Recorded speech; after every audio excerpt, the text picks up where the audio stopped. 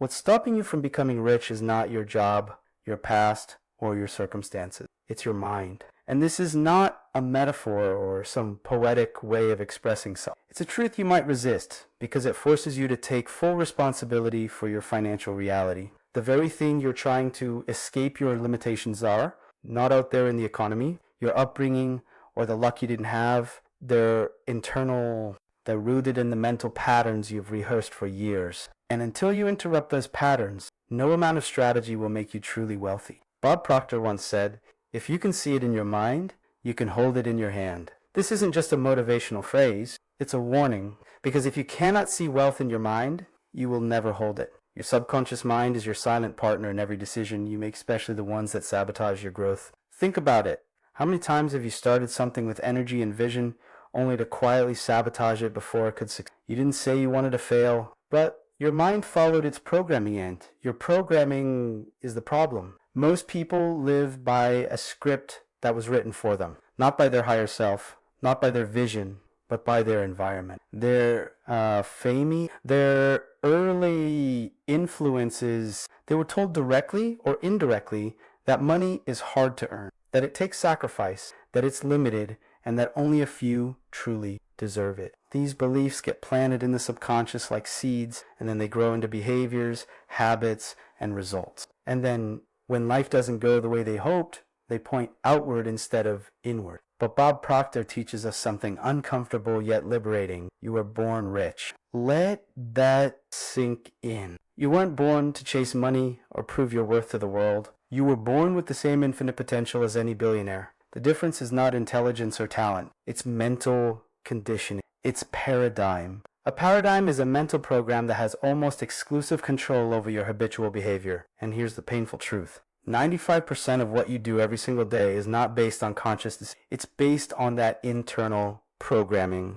That's why you can read every finance book, attend all the seminars, write down your goals and affirmations, and still be broke, still feel stuck. Because your paradigm is the silent dictator of your financial life. So let me ask you something. When you imagine being rich, what do you feel? Excitement, freedom, or do you feel doubt, tension, guilt, even fear? That emotional reaction is a window into your inner programming. If wealth feels unsafe or unrealistic to you, your mind will reject opportunities that could lead to it. Not because you don't want to be rich, but because you're not aligned with it mentally. Bob said, you don't get what you want, you get what you are. So who are you? Are you someone who believes wealth is natural, inevitable, and expansive? Or are you someone who believes it's difficult, rare, and tied to suffering? You might say one thing out loud, but your results reveal.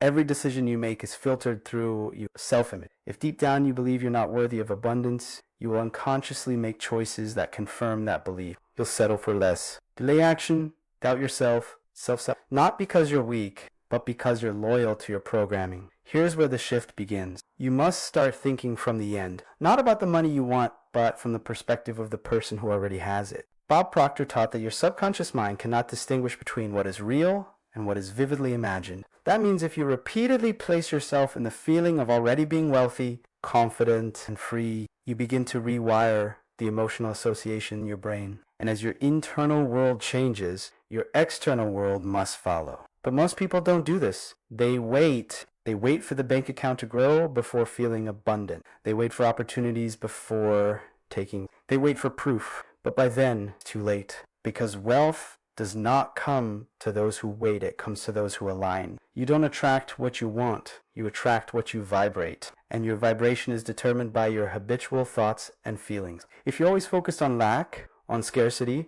on fear, you are broadcasting a signal that says, I am not ready for wealth. And the universe listens. So ask yourself this uncomfortable question. What payoff are you getting by staying where you are? Because there is always a payoff. Sometimes it's the comfort of being a victim because victims are not expected to change. Sometimes it's safety because if you don't try, you can't fail. Sometimes it's belonging because the people around you would feel threatened if you actually succeeded. Bob Proctor didn't say it would be easy, but he made it clear. It's possible. Change is inevitable, but personal growth is a choice. You have to decide, not wish, not hope, not try. Decide that you will no longer let your past dictate your future. That you will no longer identify with the patterns that have kept you small Wealth is not about money. It's about expansion. And your mind is either expanding or contracting. Every day, with every thought, you are either becoming the person who can receive abundance or reinforcing the identity that repels it. And you know which one you are.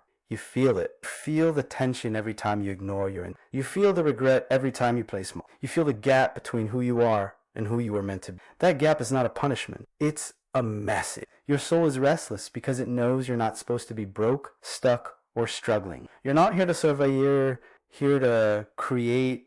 You're here to rise above the limitations you inherited and claim the life you were born to live. If your results aren't what you want, the problem is never the strategy. It's not the job. It's not the market. It's not your education. It's your self-image, what Bob Proctor called the cornerstone of all results. Your self-image is the blueprint, your subconscious to determine what is possible, what is allowed, and what is consistent with your identity. And here's the kicker. You will never outperform your self-image. Let that settle. If you see yourself as someone who struggles with money, who's trying to make it, who never had the right connections, then you will unconsciously make sure that version of you stays alive. Not because you want to suffer, but because the mind values consistency more than success. Bob once said you can't escape a prison if you don't know you're in one. And most people are trapped inside an invisible prison of belief about what they deserve, what they're capable of, and what's realistic for someone like them. These aren't facts. These are assumptions, inherited assumptions. And as long as you treat them as truth, you won't challenge them, you'll protect them.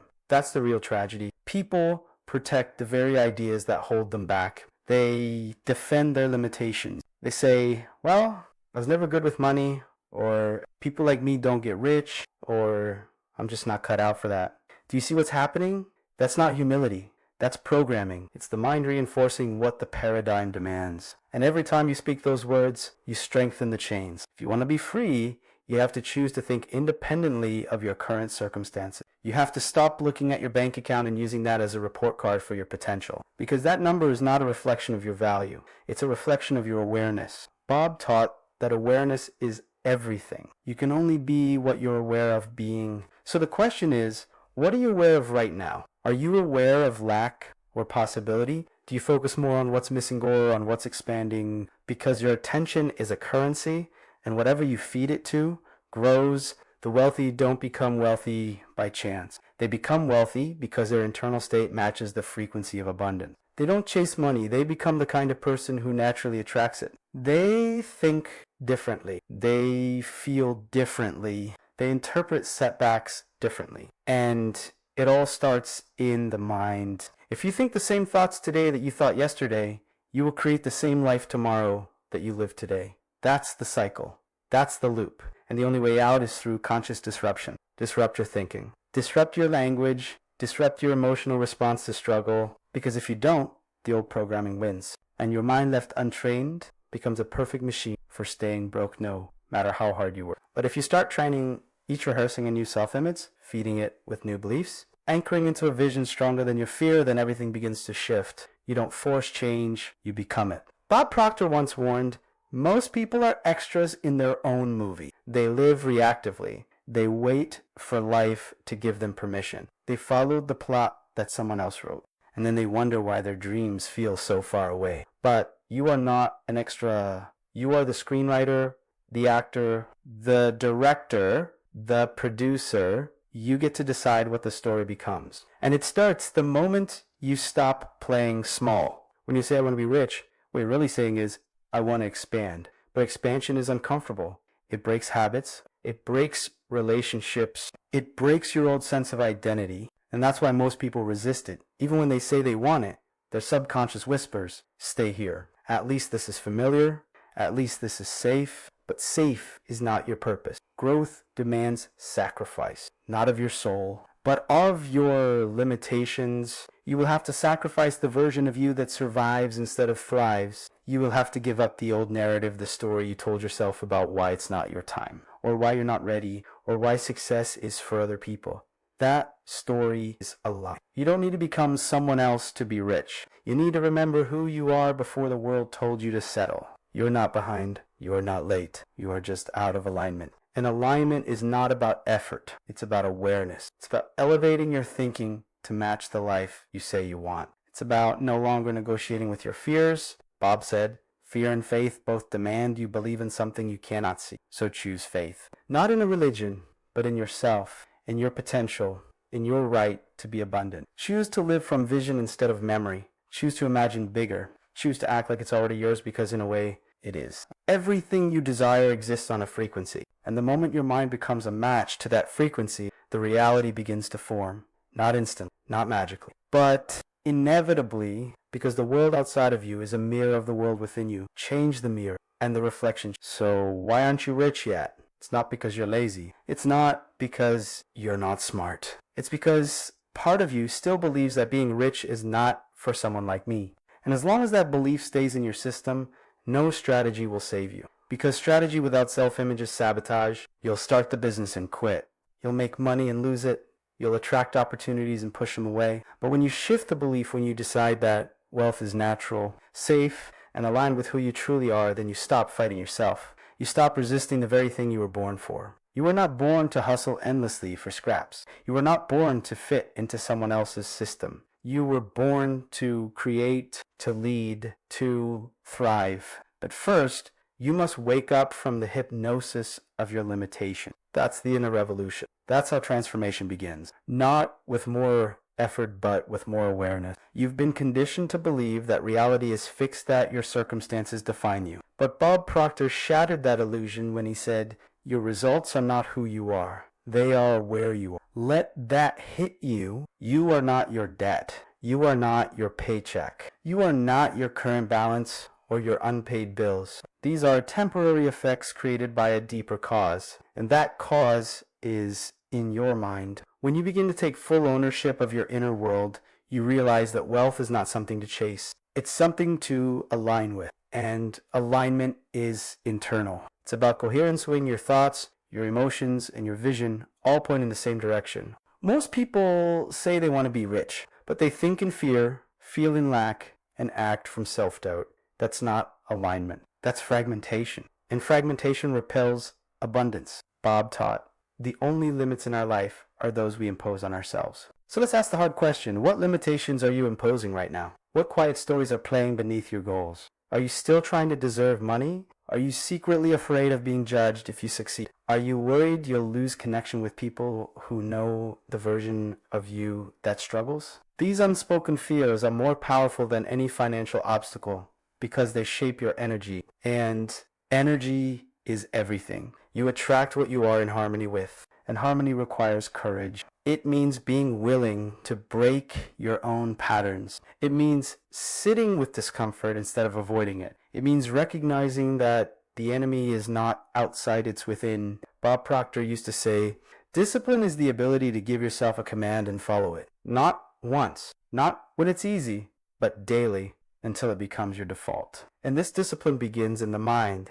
You must command your attention. You must direct your imagination. You must refuse to indulge in scarcity even when it's all around you. Because your mental focus is a magnet, it either pulls you toward wealth or keeps you spinning in lack. But here's the trap. The mind loves what's familiar, not what's empowering. And for most people, lack is familiar. Struggle is familiar. Doubt is familiar. So even when they get a taste of success, they sabotage it because it feels unsafe, not consciously. But subconsciously, this is why Bob emphasized repetition so deeply. You don't change your paradigm with a burst of inspiration. You change it by impressing a new idea into the subconscious over and over until it becomes dominant. That's why affirmations work only when they're emotionally charged, consistently repeated. You're not trying to convince your conscious mind. You're reprogramming the operating system. Let me ask you, how many times a day do you rehearse thoughts of abundance? How often do you feel as if you already have what you desire? Most people rehearse problems, not solutions. They visualize worst-case scenarios. They rehearse failure emotionally, then wonder why success feels unreachable. You cannot hold the image of struggle in your mind and expect prosperity in your life. The mind doesn't work that way. It reflects y te magnifies. It responds to the dominant idea whatever you feed it. Bob said it clearly. You become what you think about. Not occasionally, not when you're in the mood, but relentlessly. So here's the breakthrough. If you want to become rich, you have to think like a rich person before the money shows up. You have to feel the wealth before the physical evidence arrives. You have to become a vibrational match to the reality you desire. That's the paradox. Most people wait for proof before belief, but the wealthy believe until proof appears. This is not about pretending or lying to yourself. It's about embodying a new frequency. It's about upgrading your identity, because your results will always catch up to the person you've decided to be. The decision must come first. Bob said, the second you make the decision, you flip your entire world. But the decision has to be absolute. Not I'll try, not I hope. It must be I will become the person who lives in abundance no matter what. That's when the shift begins. Doors open, ideas appear. You see things you didn't see before. Not because they weren't there, but because you weren't in the state to recognize them. You were looking through the lens of limitation. And when you change the lens, you change the view. Understand this. Reality is not fixed. Your outer world rearranges itself to reflect your inner certainty. And the only reason you haven't seen your vision manifest yet is because your certainty hasn't become strong enough. So strengthen it, feed it, protect it. Don't discuss your doubts, starve them. Don't argue for your limitations, bury them. Don't wait for validation, move without it. Bob Proctor didn't build his life by waiting for the world to understand him. He built it by understanding himself, by trusting the laws of the universe more than the opinions of others, by prioritizing vision over evidence. And you can too. You must. Because the longer you negotiate with your doubts, the longer you delay your freedom. There's a wealthy version of you already alive in your imagination. And imagination is not a toy, it's the preview of life's coming attractions, but only if you act on it. Only if you trust it more than the voice that says, be realistic. Realistic is code for stay small. And small was never your destiny. You were born to expand, to influence, to rise. But you must rise in thought before you rise in circumstance. You must think in wealth before you live in wealth. And you must feel deserving of abundance before you ever receive it. Let's go deeper, because by now you're either resisting this message or something in you is waking up. There's no in between. When you hear the truth, it demands a response. And the truth is, you've never been a victim of your condition. You've been a victim of your own mental agreements. At just so many points you agreed consciously or not that your reality was limited. That wealth was for others. That success was hard. That joy had to be earned. And these agreements formed a structural belief system that shaped your choices, your actions, your results. Bob Proctor said, our belief system is based upon our evaluation of something. And frequently, if we reevaluate a situation, our belief about it will change. This is crucial, because what you believe about money is not a fact, it's a conclusion. And conclusions can be So let me ask you directly, where did your beliefs about money come from? Did you choose them, or were they handed to you by people who were never free themselves? Most people inherit beliefs like a family heirloom. They take them without question, then wear them like a badge of identity. They say things like, we've always struggled, or money doesn't grow on trees, or I'm just not wired for business. But those are not truths, they're scripts. And scripts can be rewritten. You were born rich. Not with currency, but with creative potential, with energy, with the power to direct your life through thought. Bob taught that the mind is movement and money is a reward for service. But you can only serve powerfully when you are aligned mentally with abundance. Otherwise, you serve from fear, from need, from survival. That's the difference between chasing and attracting. One drains you, the other expands you.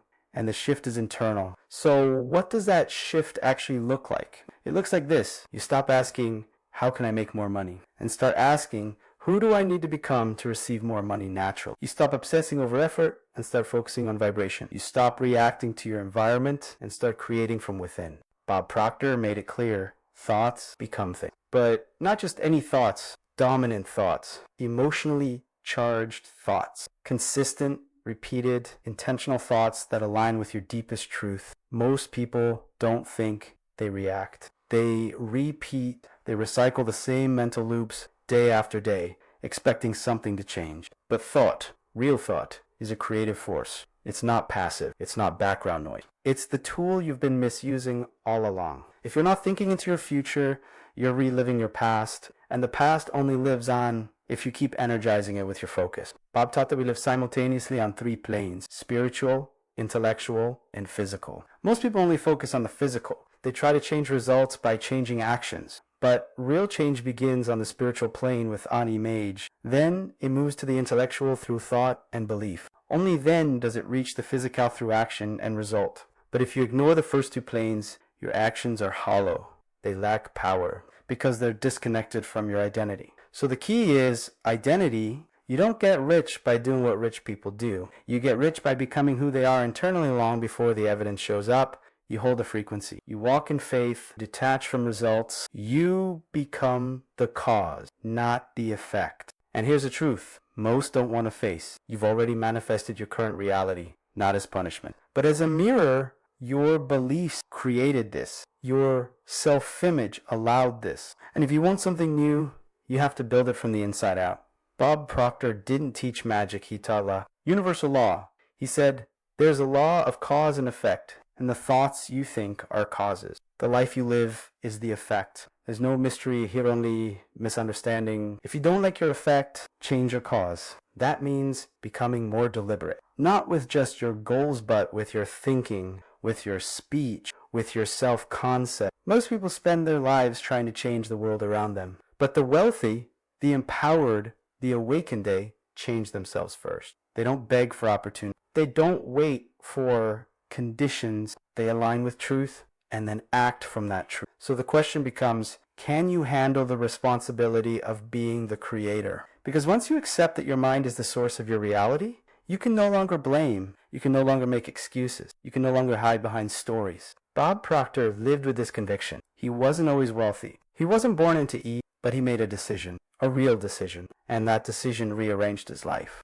You can do the same. But you must be bold enough to leave the familiar behind. The familiar thoughts, the familiar doubts, the familiar identity. Because comfort is not your friend. Comfort is a trap. And as long as you worship comfort, you will sacrifice freedom. You were not designed for smallness. There's something in you that already knows that. That's why you feel restless. That's why you're still listening. That's why you can't quite make peace with mediocrity. That voice in you, it's not ego, it's memory. The memory of who you really are. The part of you that was never taught to shrink. The part of you that remembers your power. Bob would often remind us, you've got to wake up. Wake up to who you are. Wake up to the power you possess. Wake up to your divine nature. This isn't just motivation, it's a call to action. A call to remember, to decide, to align, to act not from fear, but from vision. And the moment you do, life begins to meet you differently. Not instant, but inevitably, because the law always works. Just not always on your timeline, and that's okay. Because once you become the person who holds wealth in their being, you no longer need to chase it. It starts moving toward you. Not because of magic, because of alignment. There comes a moment when the search must end. Not because you've found all the answers, but because you finally realized the answer was always within you. This journey, this hunger to become rich, to be free, to rise, it's not about money. It never was. It's about ownership of your mind, your energy, your choices. It's about waking up from the illusion that something outside of you is holding the key. Bob Proctor said it perfectly. There is only one thing that controls your income, and that is your mind. So the real question is, are you finally ready to take control of it? You can't keep dancing around your fears, hoping they'll disappear. You can't keep affirming wealth while secretly preparing for failure. You can't keep blaming the system, your past, or your environment for your stagnation. Because the truth is, simple, radically simple. Your mind is the gateway. Not your job, not your strategy, not your network, your mind. And until you take full command of your thoughts, beliefs, and emotional patterns, you will stay in orbit around your potential, never landing, always circling. But now, too much to keep circling. You know that wealth begins with identity. That energy precedes result. That being comes before having, and you know that every single thought you entertain is either a seed or a sabotage. Bob once said, what you think about, you bring about. So what are you bringing about right now? Are you nurturing thoughts of power, of expansion, of abundance? Or are you feeding the old voice, the one that still whispers, not yet, not you, not this time? Because that voice is lying. It's not prophetic. It's programmed. It's the ghost of a version of you that no longer fits. And it only survives. Keep listening. But if you're willing, Evan, just for a moment to override that voice, something opens. You stop negotiating with fear. You stop craving permission. You step into authorship. You become the person your future requires. Bob Proctor didn't speak to your doubts. He spoke to your greatness. He spoke to the part of you that already knows it's time. Time to stop surviving and start creating. Time to stop repeating and start designing. Time to stop shrinking and start becoming. And you know it. You've always known it.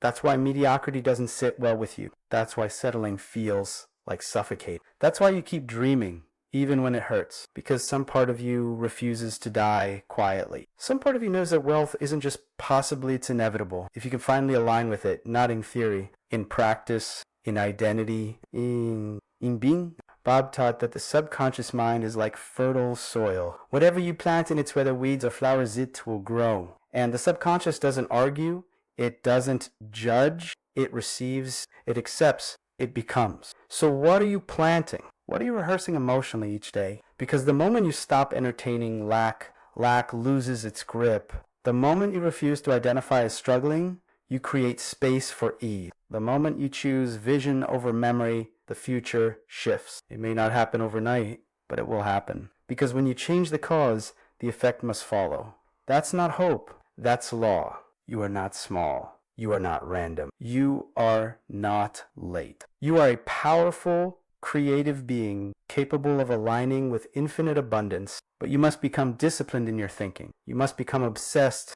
with yourself. You must become unavailable for stories that don't support your expansion. You must become ruthless about alignment, not desperate for results, because results don't lead, they follow. They follow your vibration. They follow your commitment. They follow your internal decision to no longer betray yourself. Bob Proctor embodied that. He lived it. He didn't just teach wealth, he radiated it because he became the vibration of it. And that's your path too. You don't need to convince anyone. You don't need everyone to understand. You don't need permission. You need decision. And you need action consistent, conscious action rooted in belief, not desperation. So what will you do with this? You've spent too long preparing, too long waiting, too long studying wealth instead of becoming wealthy. Now is the time to shift. Not someday, not next year, not after one more book. Now, decide now. Step into the identity that your vision demands, not with fear, with certainty. Bob said, be like a postage stamp, stick to it until you get there. So stick to the image, stick to the vision, stick to the self you've always known was hiding behind the noise. The noise will always be there, but you don't have to listen. You can choose to move anyway. You can choose to rise anyway. You can choose to win anyway. Because the only thing that has ever stood between you and wealth is your own mind. And now that you've seen it, you can no longer unsee. So here's your next move: commit. Commit to becoming. Commit to thinking from the end. Commit to building a life that reflects your true nature, not your old programming. You weren't born to chase money. You were born to express abundance, to be a vessel of wealth, to live in alignment with the frequency of creation itself. So let this be the moment you stop wishing and start. Let this be the line you draw in your mind, the line between who you've been and who you choose to become. And if this message stirred something in you, if something clicked, even slightly, then you're ready to think bigger, ready to feel bolder, ready to move with power. Don't wait for certainty. Certainty comes from movement. Start now. And if you found value in this message, share it with someone who needs to remember their power. And most of them all, subscribe to the channel so you never forget the truth. You are the cause. Your mind is the key. And your wealth is already waiting